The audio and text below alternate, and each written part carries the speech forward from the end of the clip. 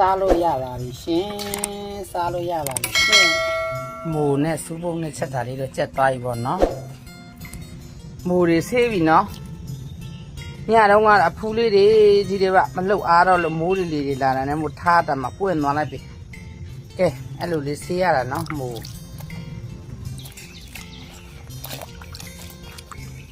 ကလည်းဆေးတာပြောင်းမှဆေးတာမပြောင်းတဲကြီးတွေပါရအဲ့ဒါမိုးပါတယ်သူအဖူးလေးတော့လက်လေးနဲ့တိတ်တာပို့တမတဲတွေပါလေပါတတ်တယ်ပေါ့နော်တော့တဖူးချင်းအဲ့လိုစိတ်ချတဲ့ချီလေးဆေးရပါတယ်လို့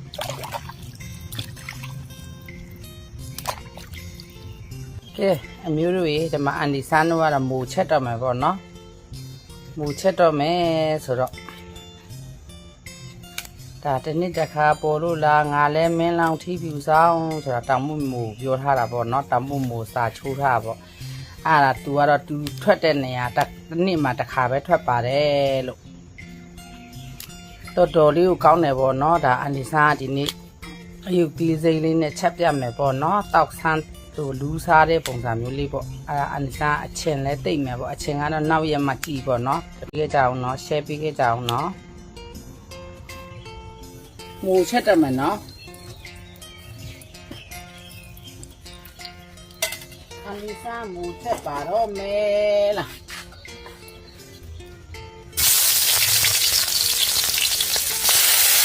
ကဲมาคืออันนี้แค่เนาะ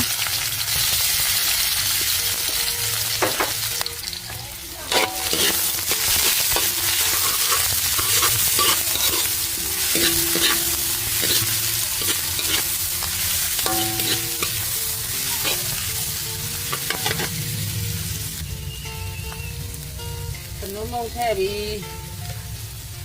ไอ้ยองเลยแท่บีก่อนเนาะแกะหมูรามเนี่ย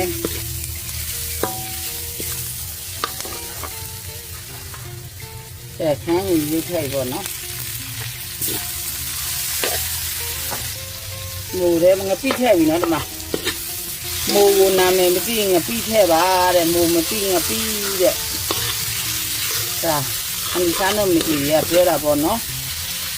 တော်နာအစိတ်ဒီပါလေပေါ့အလိုမျိုးပေါ့နော်ကိုကနားမလဲဒီမူနာမယ်မသိဘူးဆိုရင်တော့မားတဲ့အဲ့ဒါငါပြီးလေးထည့်လိုက်လို့ရှင်ရပြီဗျကဲဒီမှာနော်မူလေးထည့်ပြီပေါ့နော်အဲ့ဒီစမူလေးဒီမှာလင်ပန်းလိုက်ပြီ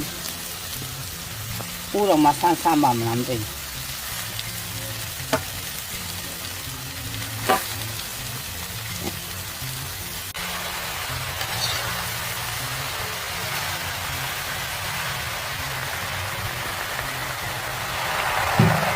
ဒီလေးထည့်ရမှာပေါ့နော်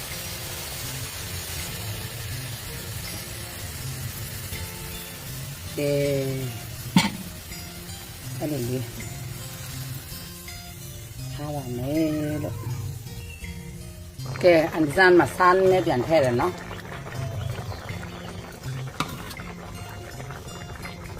အေးရပါပြီလို့စုပုတ်ကလေးခတ်မယ်နော်အန်ဒီဆန်စုပုတ်ကလေးအိမ်မှာ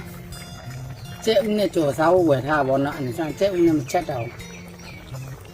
ဒါလေးနဲ့ပဲချက်လိုက်တော့မယ်ကဲဒီလိုလေးချက်စားကြပါလို့ကဲငါရုပ်ကြီးလေးထည့်ပြီနော်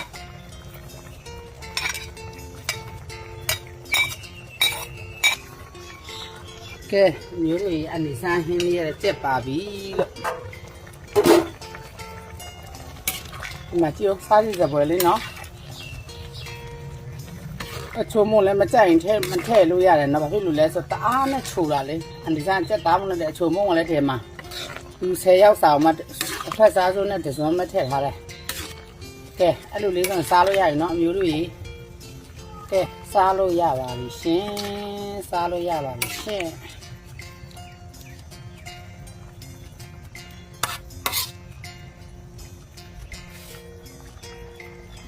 မူနဲ့စူးပုံနဲ့ချက်တာလေးတော့ကြက်သွားပြီပေါ့နော်